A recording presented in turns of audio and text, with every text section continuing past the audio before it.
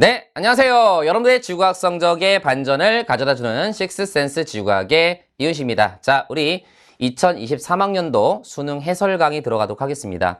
자, 이 수능 해설 강의는요, 사실은 우리가 이제 올해 공부를 해서 수능을 본 학생들 보고 나서 이제 대학교를 갈 학생들한테는 뭐 사실 그렇게 의미가 있는 어떤 해설은 아닐 거예요. 그러나 올해 수능을 보고서 다시 한번 내년에 재도전을 노리는 학생들이라든가 또 이제 고3에 올라가서 이제 앞으로 내년에 수능을 봐야 될 학생들 입장에서는 굉장히 좋은 어떤 지표, 그 다음에 우리가 문제만 푸는 거에만 집착하지 말고 수능이 이러한 경향으로 나오고 우리가 앞으로 공부를 할 때 어떤 식으로 공부를 해야 되는지 그런 목표치를 잡고 설정, 공부 방향을 잡는 거에 있어서 굉장히 중요한 어떤 수업이다.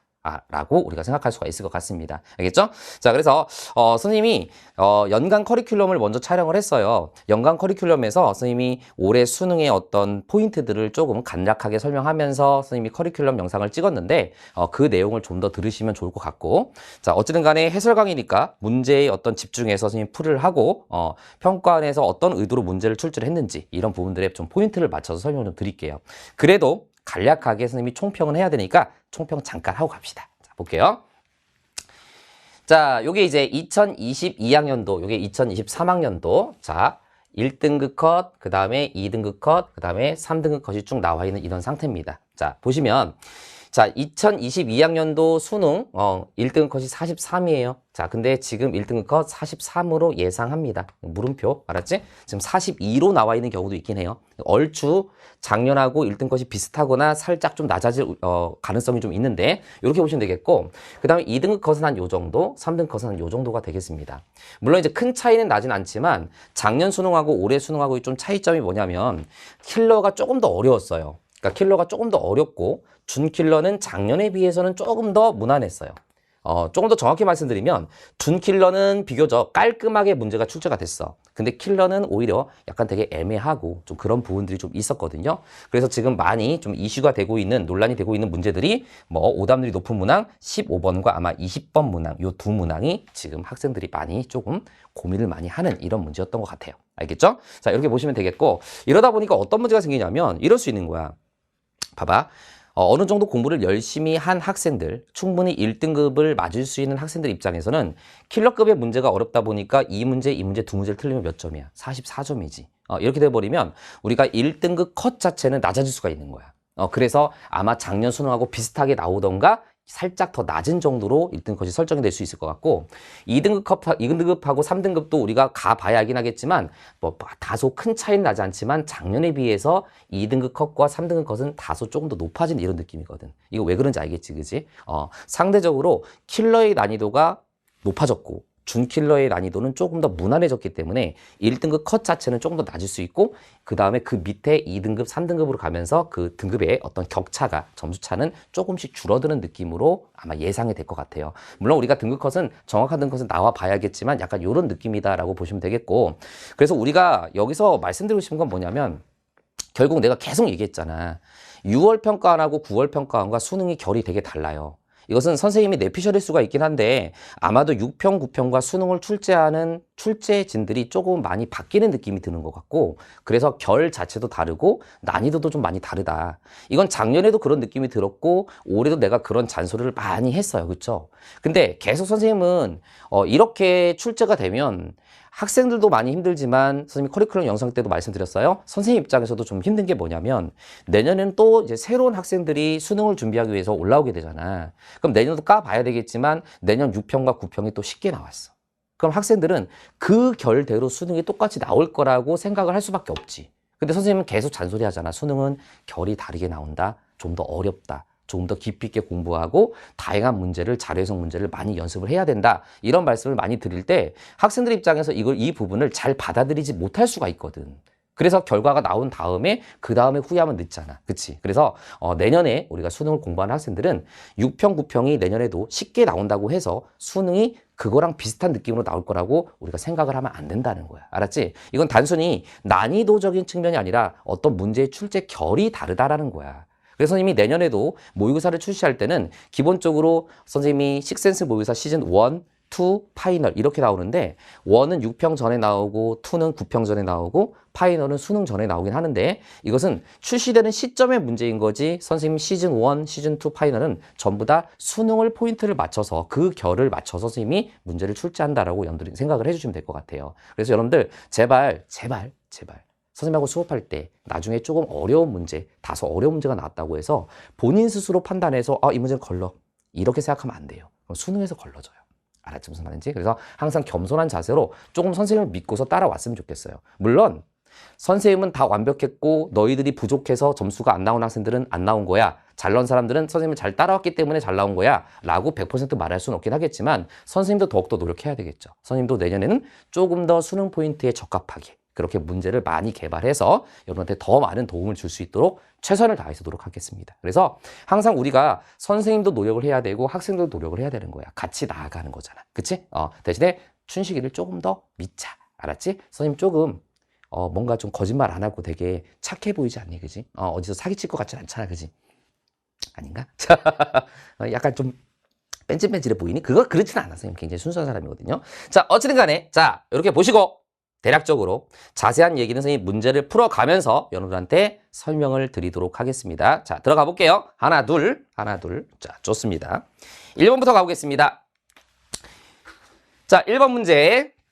기온 편차 나와 있고요. 자, CO2 농도 나와 있으니까요. 지구 온난화와 관련된 문제라고 볼 수가 있습니다. 자, 이런 유형의 문제는 우리가 많이 풀어봤고, 자, CO2의 농도가 높을수록 기본적으로 기온이 높아지는. 그래서 CO2의 농도와 기온은 어느 정도 비례 관계라고 볼 수가 있겠죠. 자, 지금 보니까 아시아하고 전 지구가 나와 있는데, 우리 교재를 보게 되면은 아시아가 여기 있는 게 이제 아시아야. 여기 아시아가 이렇게 있고, 그 다음에 요거는 전 지구의 기온 편차라고 나와 있는 겁니다. 자, 물론 이제 기온 편차가 기온 자체를 의미하는 건 아니지만 어쨌든 기온 편차가 커질수록 기온이 높아진다라고 볼 수가 있겠지.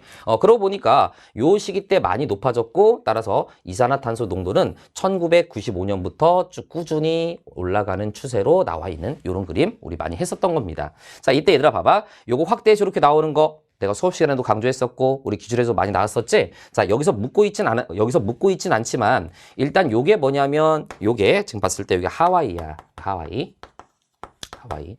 그다음에 여기 보면은 여기는 이제 남극이야. 여기 남극이 되는 거지. 자, 그럼 봐봐. 자, 여기서도 우리가 좀 판단을 해줘야 되는 게 뭐냐면 하와이 같은 경우는 우리가 북반구지. 남극은 남반구지. 그래서 선생님이 뭐라고 그랬어? 이산화탄소 농도는 기본적으로 겨울철에 높아지고 여름철에 낮아지는 경향이 있다 그랬고 이때 가장 주된 요인은 바로 광합성 때문이다. 그래서 1년 안에서도 CO2의 농도가 달라질 수가 있는데 광합성이 주된 요소가 되고요. 또 요거 말고도 난방이라든가 겨울철에 이런 것들을 많이 이용하기 때문이다. 알았지? 그 중에서도 가장 중요한 것은 여름철에는 광합성이 많이 되기 때문에 CO2의 농도가 겨울철에 비해서 조금 낮게 나타나는 경향이 있다. 그래서 이 자료를 보더라도 요 하와이 쪽에서 이렇게 올라가 있는 요 때가 아마도 여름철에 조금 더 가깝다라고 볼 수가 있는 거야. 선생님 근데요. 하와이는 요때가 높은데 남극은 왜 요 시기 때 좀 살짝 떨어져 있습니까? 라고 한다면 봐봐. 북반구하고 남반구는 계절이 반대잖아. 그치? 그렇게 우리가 판단할 수가 있는 거. 자, 요 정도까지도 우리가 같이 한번 분석하면서 선지 들어가도록 하겠습니다. 자, 옳은 것을 고르시오. 기업. 가 기간 동안 기온의 평균 상승률은 아시아가 전 지구보다 크다라고 돼 있어. 그냥 뭐 자료 해석하면 되는 거네요. 자, 아시아가 전 지구보다 요 동안에 더 크다는 것을 알 수가 있죠. 가 기간 동안에 전반적으로 그렇습니다. 자, 맞아요. 자, 그다음에 나에서 CO2 농도의 연교차는 자 하와이가 남극보다 크다라고 되어 있습니다. 자 나에서 CO2 농도의 연교차는 여름과 겨울의 기온의 차이를 얘기하는 거니까 하와이가 자 내려갔을 때와 올라갔을 때의 폭이 더 크게 나타나고 있죠. 그러니까 여름과 겨울철에 기온의 차이가 더 크다라고 판단을 할 수가 있습니다. 자 맞는 선지, 자 디귿선지 A 기간 동안 전 지구의 기온과 CO2 농도는 높아지는 경향이 있다라고 되어 있습니다. 자 CO2의 농도와 전 지구의 기온은 대체로 비례관계고 A 기간 동안에 높아지고 있음을 우리가 알 수가 있다라고 판단이 가능합니다. 정답은 5번. 자 어렵지 않은 문제였어요. 자 다음 문제 가볼게요. 자, 2번 문제가 될 텐데, 자, 2번 문제는 우리가 이제 풀릉 구조론과 관련된 문제고, 2번 문제의 요 자료도 과거 기출에 나왔었던 자료이기 때문에 그렇게 당황하지 않았을 거라고 생각이 듭니다. 자, 일단 우리 요거 보면서 한번 정리해보자. 자, 여기 아시아 있죠? 아시아에서는요, 차가운 물질, 자, 우리가 섭입대라고 하죠? 섭입대가 발달하고, 이 섭입대가 발달하게 되면 이 섭입대가 차가워지고 밀도가 커진 섭입대가 아래로 들어가면서 여기쯤에서 체류를 한다 그랬어. 그지? 차가운 물질이 체류를 해. 그 다음에 이 차가운 물질이 밑으로 내려가. 요것을 우리가 무슨 플룸? 차가운 플룸이라고 얘기했었습니다. 됐지? 자, 그 다음에 아시아 쪽에서는 차가운 플룸이 있었고, 그 다음에 우리가 뜨거운 플룸이 올라오는 곳이 있었지. 뜨거운 플룸이 올라오는 곳은 어디였어? 여기 태평양. 여기서 뜨거운 플룸이 올라가고 있어. 그리고 이 뜨거운 플룸이 올라오는 곳은 어디서 올라온다고요? 외핵과 멘틀의 경계에서부터 올라온다. 이거 다 알고 있죠? 자, 그 다음에 뜨거운 플룸이 올라가게 되면 이런 곳에서 뭐를 만들어? 열점을 만들고 이 열점에 의해서 화산섬이 만들어진다. 따라서 이 기억은 열점에 의해서 형성된 화산섬이라고 판단이 가능합니다. 자, 물론 이 문제에서 여기 부분은 묻지 않았지만 여기 부분도 같이 한번 정리해 볼까요? 자, 여기는 아시아 대륙과 정반대편 태평양에서 이쪽에 있는 바다 쪽이에요. 여기는 뭐냐면 대서양 중앙해령이죠. 대서양에 있는 해령 쪽에서도 뜨거운 플룸이 올라온다는 거 다시 한번 우리 챙겨두시고요. 자, 여기서 올라가는 모습 보이죠? 자, 그 다음에 또 여기는 뭡니까? 아프리카 쪽이죠. 이렇게 우리가 다 암기가 돼 있어야 됩니다. 아프리카. 뭐 특히 동아프리카 열곡대 이런 것도 대표적으로 뜨거운 플룸이 상승하는 곳이다. 정리하시면서 선지 보도록 하겠습니다. 자, 기억. A는 섭입한 해양판에 의해 형성된다라고 되어 있습니다. 자, A는 섭입한 해양판에 의해서 형성된다. 맞습니다. 자, 니은 선지. B는 태평양에 여러 화산을 형성한다라고 되어 있습니다. 자, B는 태평양에 여러 화산을 형성한다. 맞죠. 근데 가끔 이것도요. 이렇게 생각하는 학생들이 있었어. 화산이라고? 내가 알기로는 하와이 열도라든가 이런 것들 화산섬으로 알고 있는데 물 위에 올라온 화산섬 아니야? 아, 그럼 화산섬은 화산이 아니니? 자, 야, 이런 거 가지고 고민하면 안 되는 거야. 그래서 우리가 수능이라고 하는 게 그래서 무서운 거지. 수능을 보게 되면 내가 예전에도 얘기했지만 평상시에 별로 대수롭지 않게 생각했던 부분들이 조금 좋게 말하면 신중해지는 거고요. 나쁘게 말하면 너무 조심스럽다 보니까 소심해진단 말이야. 그래서 야, 이거 맞는 거야? 화산이 맞아? 아, 당연하죠. 화산이라는 범주 안에 속해 있는 거니까 당연히 맞는 겁니다. 그래서 니은 선지 맞는 거. 디귿. 기억을 형성한 열점은 판과 같은 방향으로 움직인다라고 되어 있는데 이거 우리 누차 연습했던 겁니다. 열점은 고정돼 있기 때문에 움직이지 않는다. 그래서 정답은 3번이 정답. 어렵지 않은 문제였어요. 자, 다음 문제 볼게요. 자, 3번 문제 들어가겠습니다. 자, 3번 문제 가와 나가 나와 있습니다. 자, 지금 보니까 문제에서 각각 가시광선과 전파로 관측했다라고 돼 있어. 항상 각각이란 말이 나오면 순서 없이란 말이 여기는 없으니까 그대로 가가 뭐로 봤단 얘기야? 가시광선으로 본 거야. 가시광선. 나는 뭐를 본 겁니까? 나를 전파로 본 거야. 아, 딱 보니까 얘를 전파로 봤을 때 요렇게 기억 부분 Z가 나타나네. 문제에서 Z라고도 말을 했죠. 그 다음에 Z가 있고 요거는 요렇게 형성화된 요 모습 여기를 뭐라고 그러죠? 로브라고 얘기합니다. 요것도 참고로 기억해 두시고. 따라서 이 가와 나는요 결국 전파은하, 특이은하 중에서 전파은하를 나타낸 거네. 전파은하는 허블의 은하 분류 방법에 의하면 가시광선 영상으로 봤을 때 무슨 은하처럼 보여? 타원 은하처럼 보인다라는 거 참고로 기억을 해두시고 요것도 우리가 이미 기출에 나왔었거든. 전파은하는 어쨌든 형태상으로 봤을 때 타원 은하에 속하기 때문에 타원 은하가 갖고 있는 붉은색의 늙은 별들이 많이 있다는 거 우리가 같이 정리했었어야 되는 내용이라고. 이거 우리 연습 많이 했었잖아. 그치? 요거 가지고 선지에 들어가도록 하겠습니다. 자, 기억! 나선파를 가지고 있다라고 되어 있습니다. 자, 타원 은하에 나선파이 있습니까? 없죠. 틀렸어요. 대부분의 별은 분광형이 A0인 별보다 표현온도가 낮다라고 되어 있는데 자, 얘들아 A0라고 하는 요 녀석은 표현온도가 10,000켈빈. 그지? 그 다음에 색깔은 무슨 색을 띄어? 백색을 띈다. 다 암기가 돼 있었을 거야. 그러면 당연히 이 전파 은하도 어쨌든 형태상에서 타원 은하에 들어가기 때문에 타원 은하는 붉은색의 늙은 별이 많이 있죠. 그치? 그러니까 붉은색의 늙은 별이 많다는 얘기는 A0인 백색보다 온도가 낮은 별들이 많이 있다. 이렇게 판단이 가능하고요. 그래서 맞는 거. 디귿선지. 기억은 암흑물질이 분출되는 모습이다. 자, 요거 갖다가 살짝 당황하면 안 돼요. 알았지? 당황할 게 하나도 없습니다. 항상 논리적 지역으로 문제에서 출제하는 출제자의 의도를 읽으려고 내가 노력해야 된다 그랬어. 자, 그럼 봐봐. 이 기억이 뭐라고? Z라고.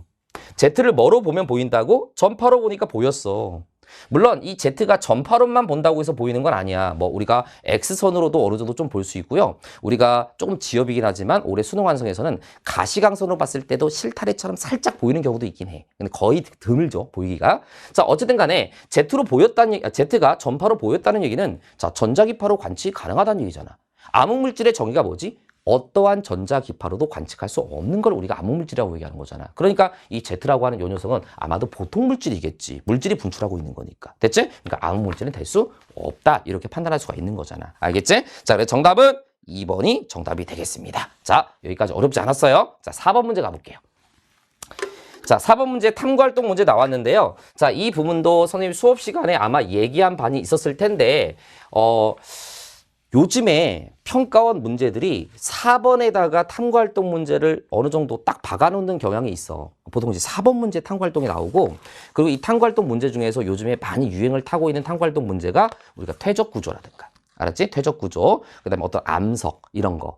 여기도 딱 보니까 퇴적구조는 아니지만 지금 보니까 어느 정도 퇴적암의 생성 과정, 즉 속성작용에 관련된 문제가 된다는 것을 어느 정도 알고서 접근을 해주면 되는 거야. 알았지? 그러니까 이런 문제는요, 탐구활동 문제가 앞 페이지에 나와 있는 경우는 난이도가 그렇게 높진 않을 거야. 대신에 우리가 탐구활동 문제는 조심해야 되는 게 뭐냐면, 탐구 과정의 문제의 발문이 길다 보니까 여기서 우리가 포인트가 되는 부분을 절대 놓치지 말고 그걸 보고서 정확하게 문제를 풀어줘야 되는 거야. 됐지? 그럼 일단 볼게요. 자, 여기서 퇴적암이 형성되는 과정 중 기억을 설명할 수 있다라고 되어 있어요. 자, 그럼 기억이라고 했으니까 이건 아마도 속성작용일 거란 말이야. 근데 속성작용은 뭐와 뭐가 있지? 다짐작용. 이 다짐작용이 다른 말로 압축작용. 그 다음에 또 뭐 있었죠? 교결작용이 있었잖아. 얘네를 합쳐서 속성작용이라고 한다는 거야. 그래서 이 탐구활동의 이 내용을 보게 되면 이런 거야. 자, 여기다가 물을 얼만큼 넣었다라고 돼 있냐면, 물을 문제 조건에서 250ml를 넣었다고 돼 있어. 250ml를 넣었어. 맞죠? 자, 그 다음에 또 뭐를 넣냐면, 퇴적물을 250ml를 똑같이 넣었어. 퇴적물도 250을 넣었어. 그지? 자, 그러면 얘를 봐봐. 여기다가 퇴적물 250을 넣고 여기다가 물 250을 부은 거지. 자, 이해됐니? 근데 자, 생각을 해봐. 우리가 퇴적물을 넣고 물을 넣었을 때, 자, 여기에 담기는 부피는 250에다가 250을 더한 500이 되겠니? 그렇진 않겠지. 왜냐면 퇴적물 입자 사이에 뭐가 있다고? 우리가 알고 있는 공극이라는 게 있잖아. 공극. 그치? 그럼 여기다가 퇴적물을 250을 넣고 물을 여기다가 붓게 되면 여기서 이 입자 사이사이에 해당되는 부분에 물이 채워질 거란 말이야. 그리고 채워지고 남은 그 여분이 올라가겠지. 이해되니? 무슨 말인지? 물론 여기까지는 그럼 물까지 채웠을 때 정확히 얼마까지 올라가는지는 알 수가 없어. 다만 우리가 250과 250을 합한 500보다는 더 낮은 높이로 올라갈 거란 말이야. 이해됐지? 그 다음에 실험 과정에서 뭐라고 했냐면, 여기서 퇴적물의 높이와 같게 될 때까지 물을 추출한다고 돼 있어. 그럼 이런 얘기네. 자, 퇴적물을 넣고 물을 부었어. 그러면 물이 퇴적물보다 더 위에까지 어느 정도 올라갈 거야. 그럼 거기 올라간 부분만 추출해서 빼냈다 이거야. 됐지? 그래서 나를 보세요. 나가 중요한 건데요. 물을 추출한 뒤 추출된 물의 부피를 측정한다라고 되어 있거든요. 됐죠? 자, 그 다음에 추출을 했어. 그 다음에 다해서 원형판 한 개를 원통에 넣어 퇴적물을 압축시킨다라고 되어 있습니다. 압축시켜. 원형판을 놓고 여기다가 압축을 시켜. 꽉 누른다는 거지. 꽉 누르면 어떻게 되겠어? 물이 또 거기서 또 넘쳐나는 부분이 생기겠지. 왜 넘쳐나? 당연히 압축을 시킨다는 얘기는 입자와 입자 사이의 공극의 간격이 줄어들기 때문에 당연히 물이 다시 더 빠져나올 거란 말이야. 그걸 또 추출해내는 거야. 그 다음에 또 눌러서 또 원판을 더 많이 놓고 또 추출하고, 이 과정을 계속 반복한다 이런 얘기가 된다는 거야. 자, 이해됐니? 무슨 말인지? 좋아요. 자, 그럼 요걸 가지고 선생님이 실험 결과를 보게 되면, 실험 결과에 뭐라고 돼 있냐면, 여기는 실험 결과가 여기 제대로 써 있진 않지만, 실험 결과에 거기 과정 나에서 추출된 물의 부피가 100이라고 돼 있어. 그럼 과정 나는 뭔데요? 처음에 퇴적물 넣고 그 다음에 물 250을 넣었을 때 퇴적물보다 더 위로 올라간 부분만큼을 추출한 게 100을 추출했다는 얘기야. 그럼 당연히 250에서 100을 뺀 물은 얼마가 있는 상태야? 150이 있는 상태가 되겠지. 그치? 요렇게 해서 있는 상태가 되는 거야. 됐지?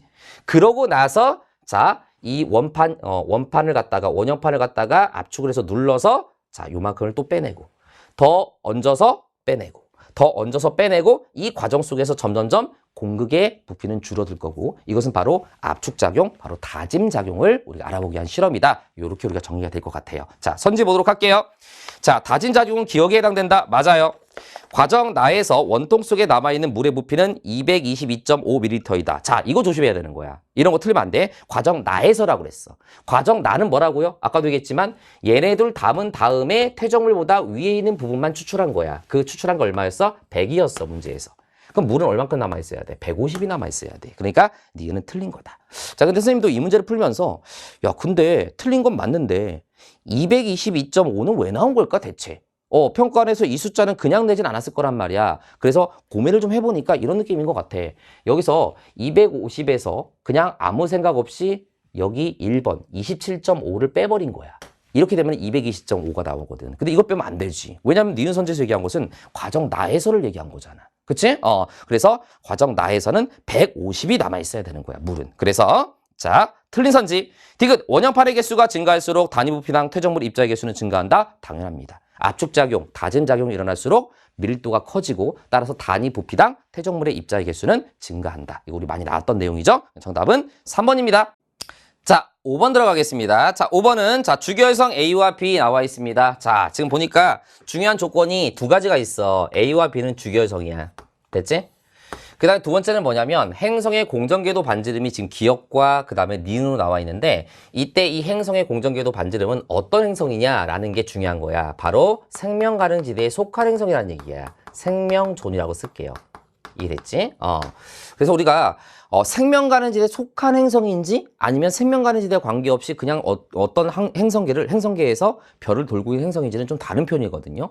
그럼 당연히 행성의 공전궤도 반지름은 생명가능지대에 속한 행성의 공전궤도 반지름을 얘기하는 거니까 당연히 생명가능지대가 멀리 있는 행성계일수록 당연히 행성의 공전궤도 반지름이 더 멀 수밖에 없다. 더 클 수밖에 없다는 조건을 생각을 해주면 되겠지. 그럼 여기서 주결성이라고 했으니까 같은 주결성끼리는 질량이 클수록 뭐도 크죠? 광도가 큽니다. 따라서 광도는요. 자, 따져주면은 자, A가 B보다 질량이 10배 더 크기 때문에 광도도 A가 B보다 크다는 것을 우리가 알 수가 있는 거야. 왜 우리가 광도를 따져야 되지? 우리 여러 번 내가 강조했어요. 생명가능지대의 거리와 폭을 결정하는 것은 정확히 표면 온도가 아니라 바로 표면 온도와 반지름을 모두 고려한 광도에 의해서 우리가 결정이 되는 거잖아요. 그치? 그래서 당연히 광도가 A가 더 크니까 당연히 생명가능지대가 더 멀어야 되고요. 폭도 더 넓어야 됩니다. 따라서 생명가능지대에 속한 행성의 공전궤도 반지름도 기역이 니은보다 커야 하고 폭도 디귿이 리을보다 커야 된다. 이런 문제는 그냥 풀리는 거야. 알았지? 일단 선지 확인하고 내가 여기서 추가적으로 설명을 조금 더 드릴 게 있습니다. 자, 일단 볼게요. 기역, 광도는 A가 B보다 크다. 맞습니다. 니은, 기역은 니은보다 크다. 맞습니다. 디귿은 리을보다 크다. 맞습니다. 대충 딱 이렇게 체크하고 넘어갔을 거예요. 자, 근데 선생님은 해설 강의를 하는 입장이니까 이런 생각도 한 번쯤은 이제 해보자는 거지. 무슨 말이냐면 자, 조금 예민하게 반응하면 이럴 수 있거든. 야, 그래. A가 B보다 더 광도가 크니까 생명가능지대가 더 멀리 있고 폭도 더 넓다는 것은 인정. 자, 근데 A와 B 행성계가 생명가능지대의 어떤 범위가 서로 중첩되는, 겹치는 부분이 나타난다면 이건 좀 문제가 있지 않을까? 왜냐면 이 문제에서 이 행성이 생명가능지대에 속해 있는 행성이라고만 얘기했지 생명가능지대의 앞쪽 선에 있는지 정중앙에 있는지 뒤쪽 선에 있는지 이 말을 안 했거든요. 그치? 그러면 예를 들면 이렇게 될 수가 있는 거지. 자, A 같은 경우에 자, A가 질량이 크니까 광도가 더 크죠? A 같은 경우는 만약에 생명가능지대가 한 이 정도 거리 있고 폭이 한 이 정도 있어. 근데 B 같은 경우는 광도가 더 작잖아. 그럼 B는 생명가능지대의 거리가 더 가깝지. 그 폭도 더 짧아야 되는 거잖아. 폭도 더 작아야 되는 거잖아. B 같은 경우는 예를 들어서 뭐 이런 식으로 돼 있다라고 한번 생각해 보자는 거야. 그러면 이 문제에서는 행성이 생명가능지대 안에 속해 있다라고만 했지 정확히 앞쪽 선인지 중앙에 있는지 바깥쪽에 있는지를 모르는 거 아니야. 그럼 만약에 B의 생명가능지대에 속한 행성이 만약에 여기 맨 뒤에 있어. 최악의 경우에. 얘는 맨 앞에 있어. 이러면 행성의 공전궤도 반지름은 A보다 B가 더 멀 수도 있는 거 아니야? 그치? 근데 이것은 우리가 수능 문제를 풀 때 이런 것까지 고민을 하는 것은 바람직한 건 아니지만 선생님은 해설을 하는 입장에서 여러분한테 이제 끝났으니까 한번 이런 경우도 생각을 해봐야 된다는 거야. 자, 그럼 봐봐. 이런 경우에 이렇게 될 수도 있지 않을까라는 고민을 혹시라도 학생들이 했다면 이것은 너희들 생각 자체가 너무 지엽적으로 가는 거잖아. 그치? 게다가 이건 앞에 이제 5번 문제야. 그리고 만약에 이런 설정이 되기 위해서는 어떤 추가적인 또 힌트나 조건이 들어갔겠지. 그러니까 이건 일반적으로 생각할 수가 있는 거고 굳이 선생님이 좀 말씀을 드리자면 이런 경우가 있지. 주결성에 질량과 강도 관계가 있어요. 그지? 광도라고 하는 것은 자, 질량의 2에서 4제곱에 비례한다라고 내가 수업 시간에 얘기한 적이 있었지. 약간 이런 개념이 있어. 그냥 우리가 뭐 질량의 제곱에 비례한다고 한번 가정해보자. 그럼 지금 질량을 봤을 때 A 대 B가 몇 대 몇이냐면 10대 1이란 말이야. A가 B보다 질량이 10배 큰 주결성이야. 그지? 그럼 질량이 10배가 더 크다는 얘기는 뭐냐면 그냥 광도는 질량의 제곱에 비례한다라고 가정만 하더라도 요게 10배가 돼버리면 광도는 몇 배가 돼버려? 100배가 돼버린단 말이야. 즉 A는 B보다 광도가 100배 더 커. 그죠? 근데 우리가 자 이런 거 배운 적이 있었잖아. 자 우리가 어떤 지점이 뭐 여기 만약에 앞쪽선에 행성이 있다라고 해보자. 요 앞쪽선에 행성이 있고 요 앞쪽선에 행성이 있다고 해보자. 이 두 지점이 있어. 그럼 이 두 지점은 같은 생명 가는 지대의 맨 앞쪽선에 있는 지점이기 때문에 요 두 지점에서 단위 면적당 단위 시간 동안에 받는 에너지는 어때야 돼? 같아야 돼. 그치? 마찬가지로 생명 가는 지대의 가장 뒤쪽 선과 얘의 가장 뒤쪽 선도 단위 면적당 단위 시간 동안에 받는 에너지는 어때야 돼? 같아야 된다고. 그럼 봐봐. 이 두 지점 같은 앞쪽 선이 단위 시간 동안 단위 면적에서 받는 에너지를 선생님이 E라고 쓴다면 요 E는 어떻게 결정된다 그랬지? 중심별의 광도에 비례하고 그지? 그 별까지의 거리의 별까지가 아니라 그 지점까지 거리의 제곱에 반비한다 그랬어. 그지? 그럼 지금 여기서 요 지점과 요 지점이 받는 에너지가 같다고 했으니까 요걸 같다고 보고 같아야 되는 거니까 같은 생명 가는 지대 앞쪽선이니까 요게 같다고 봤을 때 광도가 A가 B보다 요게 100배야. 그럼 거리는 몇 배가 돼야 되겠니? 제곱 붙었으니까 요것만 하더라도 10배가 돼야 돼. 그럼 요 거리와 요 거리는 10배 차이가 나야 되고 마찬가지로 요 거리와 요 거리도 10배 차이가 나야 된다고. 그러니까 이렇게 서로 중첩되는 공간이 나올 수가 없는 거야. A는 B보다 훨씬 더 멀리 생명 가는 지대가 있을 수밖에 없는 거라고. 이런 식으로 훨씬 더. 그러니까 이건 무조건 기억이 니은보다 크다라는 결론이 나오는 게 이게 당연한 얘기가 되는 거야. 근데 평가원은 이것까지 고려해서 풀라고 냈을까? 당연히 그렇지 않잖아. 그러니까 항상 우리가 문제를 풀 때는 이 출제자가 일반적으로 생각할 수 있는 거. 만약에 어떤 특수한 케이스를 더 설정하고 싶었으면 거기에 해당되는 어떤 힌트가 있었을 거란 말이야. 그치? 그러니까 이런 것들은 우리가 생각하지 않고서 풀어도 괜찮다는 거지. 그러나 우리가 분석할 때는 한 번쯤은 고민해 볼 수도 있는 내용이었다라는 말씀을 드리면서 자, 6번 문제 들어가겠습니다. 자, 6번 문제. 자, 6번 문제는 우리가 마그마 생성 과정 문제 나왔네요. 자, 이런 문제는 우리가 많이 풀어봤던 내용이니까 같이 한번 빨리 보도록 합시다. 자, 지금 섭입대가 나와 있고 이 섭입대에서 자, 섭입하는 판 혹은 퇴적물에서 뭐가 빠져나와? 물이 빠져나와. 함수광물에 의해서 물이 빠져나오지? 물이 빠져나와서 이 멘틀의 연약권, 그지? 멘틀의 연약권에 물을 공급하고요. 따라서 물이 공급되면은 당연히 용윤점이 낮아지게 되고 용윤점이 낮아지기 때문에 여기서 만들어지는 C에서 만들어지는 마그마가 무슨 질 마그마? 현무암질 마그마가 만들어지게 되는 거지. 그 다음에 이 현무암질 마그마가 위로 올라가다가 지각의 하부를 녹이게 되면 여기서 무슨 질 마그마가 나올 수 있어? 유문암질 마그마. 그치? 그 다음에 유문암질 마그마와 현무암질 마그마가 섞여서 안산암질 마그마가 형성되고 얘가 분출되는 마그마는 주로 안산암질 마그마가 분출된다. 이렇게 우리가 공부를 했었던 내용이잖아. 그 요거는 아마 올해 평가원에서도 올해 평가원이나 작년 어떤 기출에서도 나왔었던 내용인데요. 요렇게 동그라미 치고서 여기서 섭노감이 만들어질 수 있다. 기억나지? 그런 문제 나왔었잖아. 그러니까 지금 여기서 요 B의 영역은요. 정확히 안산암질 마그마인지 유문암질 마그마인지를 정확히 말하기는 힘들어. 알았지? 정확히 말하기 힘들어. 근데 어쨌든 여기서 지각의 하부가 녹아지고 여기서 다시 올라가고 있는 느낌이 드니까 여기는 어쨌든 안산암질 마그마나 유문암질 마그마가 있을 것이다. 주로 안산암질 마그마가 이미 많이 있겠지. 그래서 SiO2 함량은 여기는 순수한 현무암질 마그마만 있는 거기 때문에 이 B가 SiO2 함량이 더 많을 수밖에 없다라는 논리를 우리가 해석해 주면 되는 거야. 됐지? 자, 그다가 여기서 안산암질 마그마가 지표까지 나와서 씻게 되면 얘는 빠르게 냉각이 되기 때문에 세립질이 되고요. 그치? 이렇게 만들어진 암석은 바로 무슨 암이 될 수밖에 없어? 안산암이 될 수밖에 없겠지. 과거에 나왔던 것은 요 땅 속에서 식으면 섭노감이 될 수 있다. 요것도 우리가 알아둬야 되는 거야. 알았지? 요 정도로 우리가 기억을 좀 해두시면 되겠고. 자, 요거 가지고 우리 선지 들어가도록 할게요. 자, 기억. A에서는 주로 조립질 암석이 생성된다라고 되어 있는데 A는 지표에서 식은 화산암이 될 가능성이 높은 겁니다. 그러니까 세립질이 돼야 돼. 틀렸고요. 니은 B에서는 안산암질 마그마가 생성될 수 있다. 그렇지. 생성될 수 있다로 해서 맞는 거지. 디귿선지. C에서는 멘틀 물질의 용융으로 마그마가 생성된다. 자, 이거 내가 누누이 강조했었고요.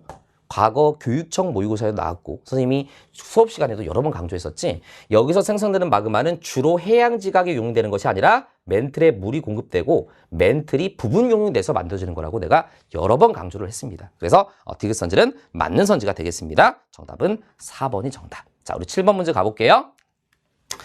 자, 7번 문제는 딱 보니까 지금 태풍에 관련된 문제가 나왔네요. 자, 태풍 문제인데 지금 가하고 나가 나와 있어요. 지금 보니까 태풍의 경로가 이런 식으로 가서 여기서 소멸되는 거니까 뭐 여기다가 뭐 매치를 좀 시킨다라고 한다면 여기 태풍이 한 중심이 한 여기쯤 어딘가 있는 거고 이 태풍 중심에서부터 약간 이런 느낌으로 이렇게 가서 여기서 소멸이 되는 이런 느낌이네. 그지? 이런 느낌으로. 됐죠? 자, 그 다음에 지금 여기를 봤더니 이건 강수량이 나와 있는 거니까 지금 강수량, 비가 오는 구역을 표현한 거라고 우리가 생각할 수가 있어요. 그 다음에 딱 보자마자 태풍 진행 경로 얘는 오른쪽이니까 무슨 반원? 위험 반원. 그 다음에 여기는 무슨 반원? 안전 반원. 그치? 자, 그럼 봐봐. A하고 B 중에서 B가 위험 반원인데요. 위험 반원이면 당연히 안전 반원보다 풍속이 세야지. 이런 논리도 맞고요. 그 다음에 여기 자료를 보게 되면은 등압선의 간격이 나와 있잖아. 풍속이라고 하는 것은 등압선의 간격이 어떨수록 좁을수록 풍속이 세다. 내가 기억하라 그랬잖아. 그러니까 이 문제는 상충되지 않게 문제를 낸 거야. B는 위험 반원이기도 하고 등압선의 간격이 조밀하기 때문에 풍속 부위가 셀 수밖에 없다는 거야. 다만 이 문제에서는 이렇게 냈지만 과거 우리 기출문제에서는 등압선의 간격이 이쪽과 이쪽이 대칭으로 나타난다고 하더라도 위험 반원 쪽의 풍속이 더 세다라는 것도 내가 알아두라고 말씀드렸었죠. 근데 여기는 등압선의 간격도 조밀하고 그 다음 위험 반원이니까 당연히 풍속이 셀 수밖에 없다. 이런 논리로 접근하면 될 것 같아요. 선지 보도록 하겠습니다. 자, 기억. 풍속은 A 지점이 B 지점보다 크다? 틀렸어. B가 더 커야 됩니다. 자, 니은 선지. 공기의 연직 운동은 C 지점이 D 지점보다 활발하다. 자, 연직 운동이 활발하다. 이거는 상승 기류가 활발하다. 이걸 얘기하는 거잖아. 연직 운동이 활발해. 상승 기류가 활발해. 그럼 상승 기류가 활발하면 비가 많이 와야 돼. 저군형 구름이 많이 만들어질 거야. 그런 논리가 되는 거잖아. 그래서 C 지점하고 D 지점을 물어봤으니까 C가 D보다 지금 봤을 때 강수량이 더 많을 수밖에 없으니 여기가 저군형 구름, 정난운이 더 많이 만들어졌을 거고 따라서 연직 운동이 더 활발하다. 이렇게 우리가 판단하고 있는 거야. 알았지? 연직 운동이라고 하는 건 공기의 상하적인 운동을 우리가 연직 운동이라고 얘기한다고 보시면 될 것 같습니다. 자, 그래서 니은 선지는 맞는 거. 디귿, C 지점에서는 남풍 계열의 바람이 분다. 자, 이것도 우리가 얼마나 많이 얘기를 했었니, 선생님이. 항상 우리가 온대저기압이나 태풍 문제에서 풍향 반시계 방향으로 북방구 기준에서 바람이 불어 들어온다를 표시할 줄 알아야 된다고 내가 말씀드렸었잖아요. 이 자료를 보게 되면은 지금 어디를 물어봤냐면 C 지점을 물어봤어. C 지점은 여기 있지. 여기니까 여기다가 그냥 표시를 해. 태풍이 대충 여기 중심이 있다고 했을 때 반시계 방향으로 바람이 불어 들어오는구나. 약간 이런 느낌. 그럼 약간 북서풍 계열의 바람이 불겠구나. 아니면 여기에 해당되는 지점을 여기가 되겠지, 여기. 그러니까 C가 지금 여기 있으니까 C는 바로 여기 옆에쯤에 있는 거야. 여기쯤에 이렇게 있는 거야. 그러니까 당연히 북서풍 계열의 바람이 이렇게 불 것이다. 이렇게 판단할 수가 있는 내용이 되겠지. 그치? 그래서 남풍 계열의 바람이 아니라 북서풍 계열, 북풍 계열의 바람이 더 가깝다라고 봐야 됩니다. 정답은 2번입니다. 자, 그렇게 어려운 문제 아니었습니다. 자, 8번 문제 가볼게요. 자, 8번 문제에 나와 있는데요. 이번 수능 문제의 어떤 특징이 이런 부분이에요. 문제가 막상 풀면 그렇게 어려운 문제는 아니고 비교적 깔끔하게 떨어지는 문제야. 물론 킬러급의 문제를 제외하고. 알았지? 킬러급의 문제는 조금 이따가 얘기하도록 하고 이런 조금 갑자기 여기서 뭐라고 나와 있니? 지금 번개 어쩌고 나와 있거든. 이런 자료가 좀 생소하지. 근데 막상 들여다보면 우리가 교과 과정상에서 충분히 풀 수 있게끔 이렇게 문제가 많이 나오거든. 그러니까 수능의 트렌드가 그런 거예요. 깔끔하게 문제가 떨어지되 자료는 생소한 자료. 약간 이런 느낌이거든. 자, 그럼 일단 우리가 번개라는 말이 여기서 나왔잖아. 천둥치고 번개. 그리고 문제 조건에서 한랭전선 아니면 온난전선이 통과됐다고 했으니까 당연히 천둥치고 번개치고 이렇다는 얘기는 무슨 말이야? 이건 한랭전선 뒤쪽을 얘기하는 거구나. 그치? 한랭선 뒤쪽에는 내우가 잘 발달하고 천둥, 번개를 동반하는 경우가 많은 거잖아. 그럼 이 문제에서 출제자가 요구하고 있는 것은 이때 통과한 전선은 바로 무슨 전선이다? 한랭전선이다라는 것을 우리가 알아라. 이런 얘기가 되는 거지. 한랭전선. 됐죠? 자, 그 다음에 이 자료를 보게 되면 여기 A가 지금 여기쯤 있습니다. A가 여기쯤 있고요. 지금 보니까 일정한 시간 간격인데 T1에서 T2, T2에서 T3, T3에서 T4 이렇게 되는데 요 동안이 3시간 간격이라고 되어 있으니까 요 간격은 1시간씩이라고 대충 볼 수가 있을 것 같아. 그럼 지금 여기서 천둥치고 번개가 쳤어. T1에서 T2 사이에. 그러다가 시간이 더 지나서 이쪽에서 이제 천둥치고 번개 치는 거야. 요 색깔이 조금 달라져야 되는데, 그치? 색깔이 좀 다르지? 조금 달라. 그래서 또 천둥치고 번개치고 이런 느낌이 되는 거야. 그럼 여기서 한랭전선이 이렇게 A점을 통과하고 있구나라고 우리가 판단할 수가 있는 거지. 됐지? 자, 선지 보도록 하겠습니다. 이 기간 중 A의 상공에는 전선면이 나타났다라고 되어 있습니다. 이 기간 중이니까 A에는 당연히 한랭전선이 통과가 되고 한랭전 뒤쪽에서는 얘들아 당연히 뭐가 있어? 전선면이 있는 거 알고 있죠? 맞는 거.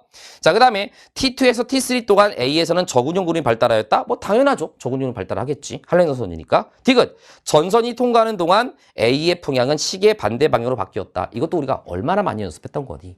온대 저기압 중심에 북쪽에 관측소가 있는 경우는 시간이 지나면서 풍향은 반시계 방향으로 바뀌고, 그지? 온대저기압 중심의 남쪽에 위치한 관측소는 시간이 지나면서 풍향이 시계 방향으로 바뀌어 간다. 당연히 북방부 기준. 근데 여기는 지금 우리 한반도가 있는 거니까 북방부 기준이 되겠지. 따라서 이 A점은 지금 전선의 영향을 받고 있기 때문에 저기압 중심의 남쪽에 위치한 관측소가 되는 거고요. 따라서 얘 같은 경우는 시간이 지나면서 풍향이 무슨 방향? 시계 방향으로 바뀌어 간다. 이렇게 푼다면 정답은 3번이 정답이 된다라고 볼 수가 있는 겁니다. 됐죠? 자, 9번 문제 들어가겠습니다. 자, 9번 문제는 우리가 수온과 용존산소랑 관련된 문제가 될 텐데, 자, 자료만 제대로 해석하면 그렇게 당황했을 만한 문제는 아니거든요.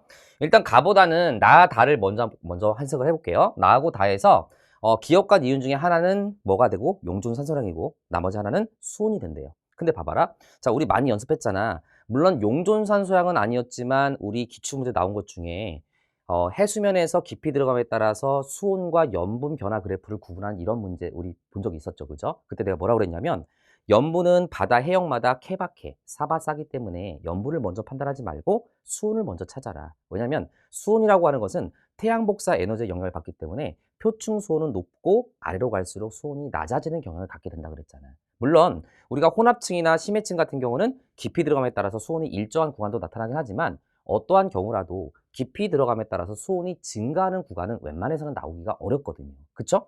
그럼 봐봐라. 요 니은 같은 경우는 지금 여기서 자 증가하고 있잖아. 자 여기서 니은 뭐 하고 있어? 증가하고 있잖아. 그럼 얘는 수온이 될 수가 없는 거야. 따라서 기억이 바로 수온이 되는 거야. 자 어렵지 않게 찾았을 거라고 생각이 들 거예요. 그 다음에 요거 니은은 용존산소량입니다.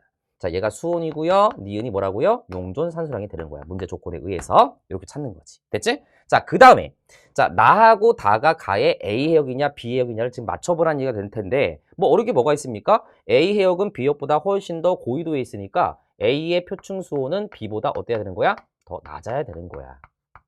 무슨 수온이? 표층 수온. 그치? 그럼 여기서도 표층을 보면 되는 거잖아. 표층 수온이 얘는 지금 한 여기쯤이고 얘는 표층 수온이 한 여기쯤이 되고 있으니까 표층 수온이 얘가 더 낮잖아. 따라서 얘가 더 고緯도 해역인 A가 되고 얘가 B가 된다는 것을 우리는 찾을 수가 있다. 이런 얘기가 되는 겁니다. 됐지? 자, 선지 보도록 할게요. 기억, 나는 A에 해당한다. 맞습니다. 니은, 표층에서 용존산소량은 A가 B보다 크냐 작냐를 물어봤는데 이것도 자유 해석하면 되겠습니다. A의 용존산소량은 한 요 정도고요. B의 용존산소량은 한 요 정도니까 A가 용존산소량이 더 커야 됩니다. 그치? 자, 이렇게 풀어도 좋고요. 아니요, 우리가 상식적으로 생각했을 때도 보통 표층 수온이 어떨수록 낮을수록 용존산소량이 더 크다라는 거 우리가 알고 있잖아. 그렇게 상식적으로 풀어도 되는데 우리가 변수가 작용할 수도 있기 때문에 이런 문제는 1차적으로 자료를 먼저 보고서 해석하는 게 정석적인 패턴이라고 보시면 되겠습니다. 니은 선지 틀렸어요. 디귿. 수온 약층은 A가 B보다 뚜렷하게 나타난다 라고 돼 있는데 자 봐봐. 자 수온 약층은 대략적으로 봤을 때 수온이 감소하는 구간이니까 얘 같은 경우는 여기 구간이 수온 약층일 거고요. 얘 같은 경우는 대략적으로 한 여기 구간이 이제 수온 약층이라고 대략적으로 볼 수가 있을 것 같아. 물론 여기 뭐 혼합층도 좀 있긴 하지만 뭐 여기서부터 어느 정도 좀 더 크게 잡으면 한 여기까지가 뭐 거의 수온 약층이라고 볼 수가 있어요. 됐지? 근데 우리가 수온 약층이 뚜렷하다라고 하는 것은 이 수온 약층의 범위를 보는 것보다는 좀 더 정확한 방법은 뭐라고요? 수온 약층의 정의에 입각해서 수온 약층은 깊이 들어감에 따라서 수온이 감소하는 층이야. 그럼 같은 깊이를 들어갈 때 수온이 더 급격하게 감소할수록 수온 약층이 더 뚜렷하고 수온 약층이 더 발달되어 있고 더 안정하다라고 우리가 얘기하는 거잖아요. 그래서 이 수온 약층은 우리가 기본적으로 안정한 층이었잖아. 그치? 안정하다. 뭐가요? 수온 약층. 그래서 내가 수업 시간에 누누이 강조했던 게 수온 약층이 안정할수록 더 뚜렷하고 더 발달돼 있다라고 생각하면 된다 그랬잖아. 그럼 같은 깊이를 들어갈 때 누가 더 수온 약층이 더 발달돼 있다고 볼 수가 있냐면 얘가 같은 깊이를 들어갈 때 수온이 더 급격히 평균적으로 감소하고 있으니까 이쪽이 더 안정하다라고 우리가 판단하고 이쪽이 더 뚜렷하다라고 말씀드릴 수가 있는 겁니다. 이해됐지? 자, 덤으로 얘들아 우리가 저희도 같은 경우는 수온 약층이 더 발달돼 있죠? 더 안정하고 더 뚜렷합니다. 왜 그렇죠? 기본적으로 수온 약층은 다른 변수가 있을 수도 있어. 근데 기본적으로 모든 해역의 심해층의 수온은 거의 비슷하잖아. 그러니까 표층 수온이 높아질수록 이 심해층까지 갈 때 더 급격히 떨어질 수밖에 없는 거거든. 이해됐니? 그래서 오른쪽으로 더 그래프로 얘기하면 누울수록 더 안정하고 더 뚜렷하고 더 발달돼 있다. 따라서 저緯도가 가장 발달돼 있고 우리나라 중위도에서 계절을 따질 때는 여름철이 발달한다. 이렇게 우리가 정리를 해두시면 덤으로 좋을 것 같아요. 그래서 디귿 선지는 틀린 선지, 정답은 1번입니다. 자, 이제 10번 들어갈게요. 자, 10번 문제는 여러분들 우리 이거 선생님이 누차 여러 번 얘기했어요. 과거에 EBS에 나왔으니 알아둬라 라고 하면서 개념 테크 트리, 솔루션 테크 트리, 그 다음에 선생님이 뭐 파이널 테크 트리에서조차도 한 번 더 말씀을 드렸던 걸로 기억하는데, 그지? 나왔잖아. 그래서 내가 니네한테 항상 하는 얘기가 무슨 말이냐면, EBS가 여러분들은 올해 EBS만 주로 보잖아. 그 해에 해당되는 EBS만 주로 보게 되죠. 근데 선생님은 과거에 나왔던 EBS 내용 중에서 또 한 번 나올 수 있는 것들을 선생님이 같이 정리하고 있잖아. 어디에서? 솔텍에서. 그치? 물론 개념 테크 트리에서도 내가 중간중간에 얘기하는 경우도 있긴 하지만, 알겠지?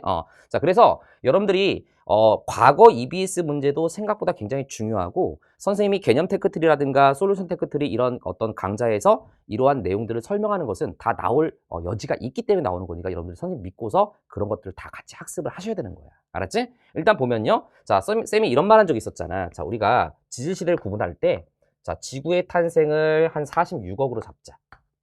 46억 년 전이죠. 정확히 얘기하면. 요때 지구가 탄생했어. 그지? 자, 그리고 지구가 탄생하고요. 한 가장 긴 기간 동안이 바로 뭐냐면 선캄브리아 시대야. 여기를 선캄브리아 시대라고 놓을게요. 선캄브리아대. 자, 그 다음에 뭐가 있죠? 선캄브리아대가 있고, 자, 여기에는 뭐가 있냐면 현생누대가 있다 그랬어. 현생누대. 현생누대는 다시 우리가 구분할 때 어떻게 구분하죠? 고생대, 그 다음에 중생대, 그 다음에 신생대로 구분한다는 거 기억을 해주시면 되겠고, 그지? 이렇게. 그 다음에 이 선캄브리아대를 다시 우리가 둘로 나누게 되는데, 그게 바로 뭐를 갖다 나누게 되는 거냐면, 한 요쯤으로 대략 잡으면, 요쯤으로 대략 잡았을 때, 자, 우리가 기본적으로, 여기가 25억 년 전, 현재로부터 25억 년 전쯤. 그지? 여기를 우리가 무슨 누대? 시생누대. 생물이 처음 출현했다고 해서 시생누대, 여기를 원생누대라고 얘기하는 거야. 그지? 근데 내가 뭐 조심하라고 그랬냐면, 시생누대가 지구의 탄생부터가 사실은 시생누대가 아니다. 물론 지구의 탄생부터는 선캄브리아 시대는 들어가요. 근데 사실은 지구가 탄생하고 한 5억 년에서 6억 년 정도. 그러니까 현재로부터 한 40억 년 전. 알았지? 40억. 이렇게만 쓸게. 요 전부터가 시생누대에 들어가는 거야. 시생누대의 시작인 거야. 그래서 시생누대의 기간보다 원생누대의 기간이 더 어떻다? 길다는 거 내가 기억해 두라 그랬었잖아. 그치? 그럼 이제 요거서 여기로 갑니다. 여기로 가면은 지금 보니까 얘가 가장 길고 얘가 그 다음이잖아. 그러니까 얘가 시생누대가 아니라 무슨 누대가 돼야 돼? 원생누대가 돼야 되는 거야. 됐지? 얘가 시생누대가 되는 거지. 그 다음에 여기는 얘가 현생누대가 되는 거고, 현생누대 안에 다시 고생대, 중생대, 신생대가 있는 거지. 됐지? 자, 그 다음에 요것도 내가 여러 번 누차 말씀드렸잖아. 얘 뭐라고요? 초대륙 로드니아라고 나와 있어요. 자, 로드니아. 그럼 내가 다른 건 몰라도 판게하고 로드니아 초대륙 두 개는 기억해 두라고 했어. 이 로드니아는 지금부터 약 12억 년 전, 약 12억 년 전에 형성된 초대륙. 그래서 얘는 무슨 누대에 들어간다? 얘는 원생누대에 들어가죠. 원생누대. 됐죠? 그래서 원생누대에 들어가니까 지금 가해자로 얘기한다면 A의 시기에 들어가는 초대륙이다. 이렇게 판단이 가능할 것 같아요. 됐지? 자, 선지 보도록 하겠습니다. 자, 기억. A는 원생누대이다. 자, 맞는 선지. 니은, 나는 A에 나타난 대륙분포이다. 맞는 선지. 디귿, 다세포 동물은 B에 출현했다. 자, 다세포 동물은 얘들아 원생누대 때 출현하죠. 시생누대 때는 단세포. 그지? 원생누대 때는 다세포 생물이 출현하게 됩니다. 그래서 우리가 원생누대 같은 경우에 다세포 생물을 하면 우리가 기억나는 게 바로 에디아카라 동물군. 기억나지? 그걸 얘기하는 거야. 그래서 디귿 선지는 다세포 동물은 B가 아니라 A에서 출현했다라고 하셔야 됩니다. 틀린 선지가 되겠습니다. 정답이 4번. 자, 여기까지 해서 10번까지 마무리가 됐고요. 11번부터 20번은 다음 차시에서 해설하도록 하겠습니다. 수고하셨습니다.